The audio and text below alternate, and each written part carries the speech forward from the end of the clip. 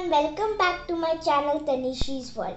Today I am going to show you that hot water is less denser. Please do this experiment under adult supervision. Take 2 glasses, pour cold water in 1 glass and warm water in 1 glass. Mix blue color to hot water.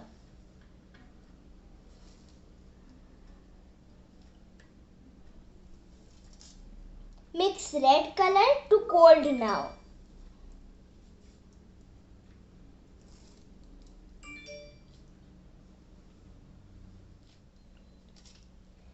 Now put any thin cardboard on hot water and put over cold water.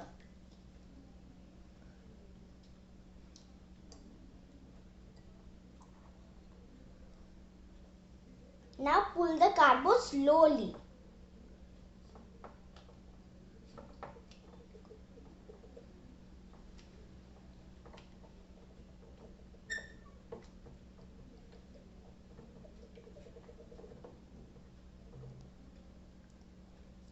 You can see the water didn't mix with each other. That's because these liquids have different densities. Whenever you put together 2 liquids that don't mix, the liquid that is less dense will float on top of the denser liquid.